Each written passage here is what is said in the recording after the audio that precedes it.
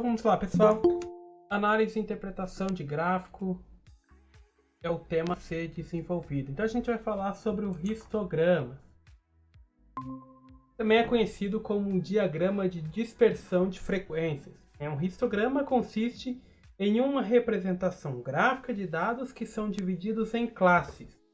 Assim, essa representação gráfica é feita com o objetivo de conferir como um processo se comporta em relação à sua especificidade.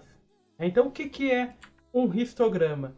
Um histograma é um gráfico de barras que demonstra a distribuição de frequência, onde a base de cada uma das barras representa uma classe e a altura uma quantidade ou uma frequência absoluta com que o valor de uma classe ocorre.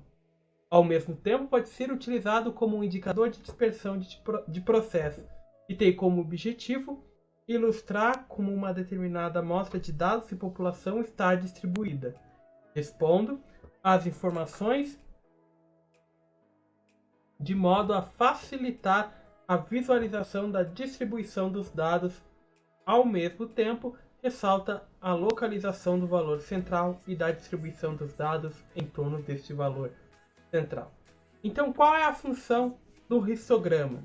Então, sempre quando você não tiver certeza do que fazer com um grande conjunto de medidas, dados apresentados em uma tabela, tá? Sempre quando você tem bastante de informações, principalmente em tabelas onde você use uma ou duas variáveis, você pode usar um histograma para organizar e exibir esses dados de um formato mais agradável, tá? É a mesma utilização de um gráfico de barra, tá? Assim, o histograma torna-se fácil ver aonde a maioria dos valores se classifica em uma escala de medição e quanta variação existe nelas, né?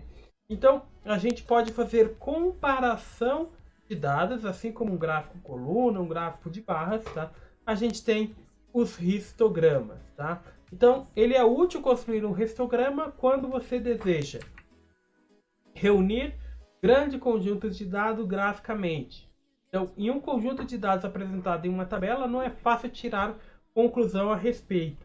Ele pode ficar muito mais fácil de entender organizando-o em um histograma. Então, quando a gente tem grandes conjuntos de dados, a gente pode utilizar um histograma para classificar e poder organizar, né? Poder tirar conclusões a respeito desses dados. Outra utilização, comparar resultados de processos com limites de especificação. Se você pode adicionar os limites de especificação no processo para seu histograma, você pode determinar rapidamente se um processo é capaz de produzir produtos de qualidade. Então, sempre quando você deseja limitar especificações de processos, o que significa isso?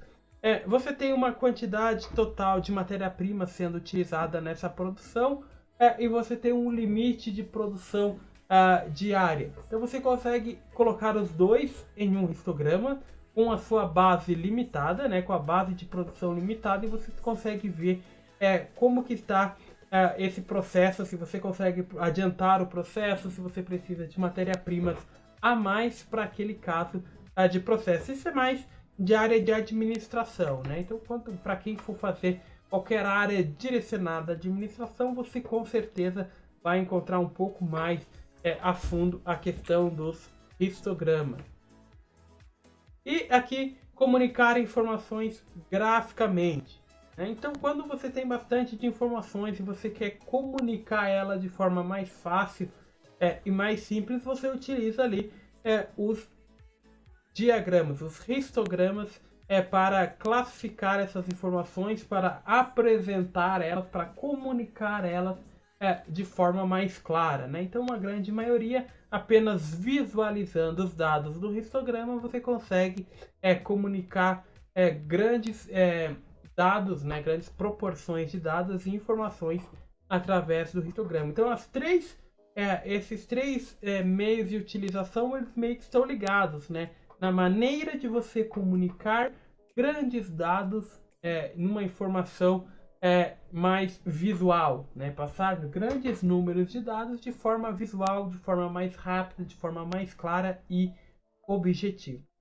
Agora a gente tem as classificações de um histograma, tá? Essas classificações eu trouxe aqui apenas para conhecimento, tá? A gente não vai classificar eles se é simétrico, antissimétrico, um pico, dois picos, empenhadeiro, achatado, tá? Isso a gente não vai focar nele, mas é importante que você conheça esses métodos e saiba que existe, tá? Só estou trazendo aqui como uma informação extra, tá? Mas não é a parte principal da nossa análise, tá? A gente, nessa nossa proposta de conteúdo, nós vamos trabalhar mais gráficos em si, tá? Então a gente vai focar bastante em gráficos e aqui tem algumas classificações desses histogramas, né? Desses gráficos de coluna. A primeira é simétrico. Esse tipo de histograma é caracterizado por apresentar a frequência mais alta no centro e também pode ser chamado por distribuição normal. Geralmente é apresentado por dados médios, tá? Que são utilizados para fazer comparações de outras informações, pesquisas em outros processos. Então, o simétrico, ele tem mais ou menos como um espelho. Esse maior, Opa! Vou pegar a caneta aqui. Esse pico do centro, ele serve mais ou menos como um espelho. Você está vendo que as barras, elas são mais ou menos simétricas a partir desse pico, né? Desse grande pico. Então, isso caracteriza ele sendo como um simétrico. Tá? Mas vocês vão ver que eles também se encaixam como um gráfico, né? Um histograma de pico único. Também tem esse tipo de histograma que também pode ser considerado. Já o assimétrico, né, ele tem aqui como o simétrico, só que ele tem o pico dele, porém não há simetria, né? A gente tem 3 elementos de um lado e temos vários elementos de um outro, né? O contrário desse que a gente tinha 5 elementos de um lado, 5 elementos de outro e ambos estão utilizando uma mesma proporção de simetria, né? Então o assimétrico ele não tem essa proporção. Então, bem como no histograma simétrico, o histograma assimétrico possui somente um pico em destaque, o que indica uma grande variação de dados. Em geral, o gráfico assume essa forma assimétrica quando exerce o controle de apenas um limite de especificação de um processo ou de alguma informação ou dado. O despenhadeiro, né? Neste caso, os valores mais altos se concentram-se à direita ou à esquerda, né? Pode ser tanto no começo quanto no final, e seu valor médio fora do centro, né? Com seu valor médio fora de centro. Então, se a gente for pegar a média desses dados, né? A média desses dados, o valor médio não estará no centro. Isso é um pouco mais a fundo, tá? Quando você pega a média desses dados, tá? Ele é mais usado quando falta alguns dados estatísticos. Então a gente organiza ele nessa ordem. Então, como eu falei para vocês, não se preocupem com isso, ele é mais aqui com uma informação extra. A gente não vai focar nas classificações dos histogramas. 2 picos, né? Um histograma de 2 picos. Esse tipo de gráfico também chamado binomial, bimodal, é caracterizado por 2 picos mais altos em regiões diferentes, né? Então, como o próprio nome já diz, né, ele é um de 2 picos, ou seja, ele tem 2 pontos, né, característicos, 2 pontos altos em regiões diferentes. Então, ele tem essa característica. Novamente, não se preocupe com os tipos, tá? É mais como informação extra. Achatado, também chamado de platô, esse histograma é caracterizado por apresentar frequências de nível equivalente, bem próximas uma das outras. Então ele não tem um pico destacado, né? Não tem um pico isolado, como a gente tinha aqui os 2 picos, onde ele tinha 2 pontos ali que você olha para ele e chama a atenção aqueles 2 pontos. O achatado ele não tem essa característica. E por fim, o pico isolado, né? Esse tipo de histograma é caracterizado por apresentar uma barra com grande destaque em relação às demais, né? Indicam falhas na coleta de estatísticas de dados. Então, quando a gente tem algo muito isolado, quando a gente está falando de estatística, né, indica alguma falha ali, algo de informação, ou está faltando informação, ou tem dados errados, né, tem dados inseridos de maneira errada. Porque o mais comum de ser encontrado é o achatado, tá? Pois sempre é quando a gente está trabalhando com questões de estatística, principalmente, elas têm ali a mesma proporcionalidade, né? Diferenciando um pouco uma das outras, né? Não tanto quanto o pico isolado, tá? Mas isso vocês vão ver mais a fundo, principalmente em área de administração, né? Porque o histograma é bem utilizado ali na área de administração, pesquisa e estatística. Então, agora que a gente já viu um pouco aqui de gráficos, né, envolvendo aqui esses gráficos de coluna, esses histogramas, né, gráficos de coluna e de barra, a gente vai dar uma olhadinha em algumas questões tiradas de vestibulares e Enem, para a gente ter uma noção de como são apresentadas essas questões envolvendo gráficos na vida acadêmica, tá? É claro que são mais utilizados, né, no dia a dia, quando você for principalmente aí para sua atividade profissional, né? Você for trabalhar com gestão, com informações de dados, você vai trabalhar, se você for trabalhar como encarregada, como gerente de produção, como administração, você tem que ter o domínio dos gráficos, pois a grande maioria das representações, seja de produção, de qualidade, estatísticas, todas elas utilizam gráficos. É para ilustrar esses dados. Dados em gráficos são visualmente mais agradáveis do que gráficos em barras, em tabelas, né? Então, uma questão tirada do Enem de 2005, aqui a gente tem a questão número 30, né? O código da questão era o 41.413, né? Então, um estudo caracterizou 5 ambientes aquáticos nomeados de A até E, em uma região, medindo os parâmetros físicos químicos de cada um deles, incluindo o pH nos ambientes. O gráfico 1 representa os valores do pH nos 5 ambientes. Utilizando o gráfico 2, que representa a distribuição estatística de espécies em diferentes faixas de pH, pode-se esperar um maior número de espécies nos ambientes A, B, C, D ou E. Então ele quer saber, analisando esses dois gráficos, o 1 que mede o pH nos ambientes e o 2 que mede a sobrevivência e o número de espécies relacionado com o pH. Então a gente tem que utilizar esses dois gráficos e identificar qual ambiente é mais agradável, né? Então aqui a gente já consegue ver que a gente tem aqui um histograma achatado, né? Onde os dados aqui são parecidos, né? Não há uma grande discrepância entre si. E aqui a gente tem um gráfico simétrico, né? Onde a gente tem 3 de um lado, 2 do outro, mas eles estão utilizando aqui os mesmos princípios. Então aqui a gente tem um histograma simétrico. Então são dois tipos aqui de histogramas. O platô, que é o achatado, e o simétrico. Então vamos lá. O que esse primeiro gráfico está me dizendo? Ele está relacionando os ambientes com o pH. Este segundo gráfico está indicando o pH de sobrevivência e o número de espécies que conseguem sobreviver neste pH. Então, para a gente calcular, né, para a gente conseguir responder essa questão, o que a gente vai analisar?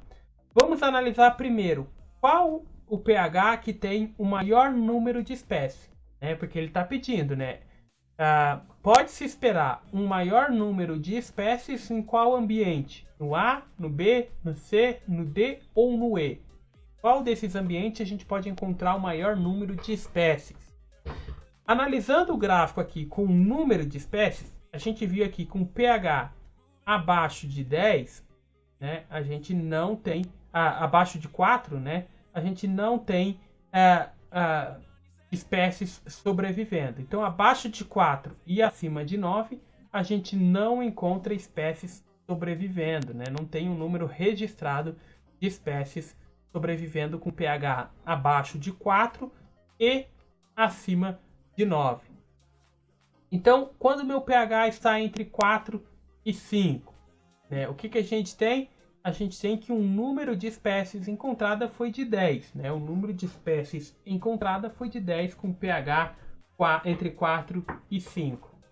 Entre 5 e 6, o número de espécies é de 20, né? Entre 5 e 6. Entre 6 e 7, o número de espécies sobrevivendo no pH entre 6 e 7 é de 30 espécies. Entre 7 e 8, né, um pH de 7 até 8, a gente tem um número de 40 espécies sobrevivendo. Acima, entre 8 e 9, a gente tem 30 espécies sobrevivendo nesse ambiente, nesse pH. E de 9 até 10, a gente tem um pH aqui de 20 espécies. Né? O pH de 9, entre 9 e 10, a gente tem 20 espécies sobrevivendo de acordo com esse gráfico. Então, o maior número de espécies ele vai ser encontrado no ambiente que tiver o pH entre 7 e 8. Correto? A gente tem que o maior número de espécies é encontrado com o pH entre 7 e 8. Então, vamos aqui para o ambiente e vamos ver qual deles tem o pH entre 7 e 8. O ambiente A, pH é 10. O ambiente B está entre 5 e 6. O ambiente C, entre 5 e 6. O ambiente D, entre 7 e 8. Então, o ambiente D é uma possível resposta, né? E o ambiente E, ele está aqui entre 4 e 5, né? Ele deve estar um pouco abaixo do 5 aqui. Então, a gente tem essa situação. A gente sabe que para o maior número de espécies se encontra em um pH entre 7 e 8, e o ambiente que tem o pH entre 7 e 8 é o ambiente D. Então, a resposta esperada aqui seria o ambiente D. A letra D. Então, analisando esses dois histogramas, a gente conseguiu concluir que o ambiente D é o que tem a maior concentração de espécies. Então, resposta correta aqui, a letra D. Mais uma questão aqui. Esse tempo ainda dá tempo, mais 15 minutinhos, dá para a gente fazer essa última questão aqui. Então, essa última questão, tirada da Prefeitura de São Carlos, de São Paulo, de 2012, o cargo para assistente administrativo. Então, como a gente já conversou anteriormente, né, a gente está falando aqui de assistente administrativo, administração. Trabalha aqui com dados em histogramas, é mais comum utilizar esse tipo de informação. Então, uma empresa criada há 5 anos fez um levantamento de anos completados, do número de anos completados que cada um de seus 160 funcionários que trabalham nela. O gráfico mostra o resultado da pesquisa. Então aqui a gente está relacionando o número de funcionários com o ano de trabalho. Então, um ano a gente tem 20 funcionários. 2 anos a gente tem 35 funcionários. Está mais ou menos no meio aqui. Com 3 anos a gente tem 55 funcionários. Para apagar aqui a gente já vai pensando aqui. Então aqui a gente tem 20 funcionários. Com 2 anos a gente tem 35 funcionários. Com 3 anos, 55 funcionários. Com 4 anos, 40 funcionários. E com 5 anos, 10 funcionários. Então esse é o levantamento. Né? Então a gente tem aqui 50, 105, 110, 140, 160 funcionários. Né? Então os 160 funcionários estão inclusos nesse histograma. De acordo com as informações do gráfico, a porcentagem de funcionários que trabalham nessa empresa há pelo menos 30 anos é de aproximadamente. Então aqui ele quer saber, né? A gente está trabalhando aqui com a porcentagem que trabalham há pelo menos, né, 3 anos. Pelo menos 3 anos. Então 3 anos inclui, é desse aqui para frente. Então a gente tem 50, 105 funcionários. Então a gente tem 105 funcionários dos 160 funcionários. Então, 105 deles, dos 160, 105 estão há 3 anos, né? Então, isso aqui seria uma divisão, né? Seria de 105, eu tenho que 106, de 105, né? De 105 funcionários que trabalham há 3 anos, de um total de 160 funcionários, né? Ou a gente pode utilizar a regra de 3, né? 160 é igual ao 100%, quanto que vale 105 funcionários? Multiplica cruzado e divide, né? Ou multiplica os vizinhos e divide por quem está longe. Vai ser 105 vezes 100 dividido por 160. O que a gente está fazendo? Estou fazendo essa divisão aqui, ó. Dividindo isso aqui, depois eu vou multiplicar por 100. Tá? Pode usar tanto a regra de 3 ou pode seguir esse princípio de porcentagem aqui. Tá? Vai chegar no mesmo resultado. Então aqui não dá para dividir, a gente coloca uma vírgula e coloca um zero aqui. Isso vai dar por 6. 6 vezes 0 é 0, 6 vezes 6 é 36 sobre 3, 6 vezes 1 é 6, 7, 8, 9. Vai dar 960. 0 menos 0 é 0. 5 menos 6 não dá para de emprestado, aqui fica 0, não dá para emprestar.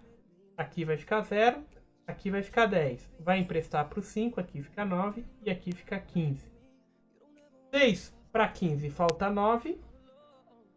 9 menos 9 é 0. Deu 90. Não dá, acrescento o 0 de novo. Isso vai dar por 5. 5 vezes 0 é 0. 5 vezes 6 é 30. 5 vezes 1 é 5. 1 mais 3 é 8. Sobra 100. Não dá para dividir, acrescento 0 e continua assim até zerar a questão, caso seja necessário. Nesse caso aqui, a gente vai chegar a 0,657 alguma coisa, tá? Que é o tipo de divisão. Aqui vai dar por 6, né? Vai dar por 6, que vai dar 960, vai sobrar 40 e assim vai indo até a gente zerar. Então vai dar 65,6, né? Multiplicando por 100, 0,656 vezes 100, para a gente multiplicar por 100 para obter a porcentagem, basta mover 2 vezes a vírgula, né? Ela está aqui, 1, 2. Vai dar 65,6% aproximadamente. Das alternativas, qual se aproxima mais do 65,6%? É a letra D, que é de 65%. Ou seja, então nesse caso aqui a gente tinha uma questão de interpretação de gráficos e regrinha de 3, né? Regrinha de 3 pode ser tanto pela porcentagem, né? Pode ser tanto pela regrinha de 3 ou pela razão ali do todo com a parte. Tá? Então você utiliza ali a que mais te agradar. Então a resposta correta aqui seria a letra D, 65%. I know I said something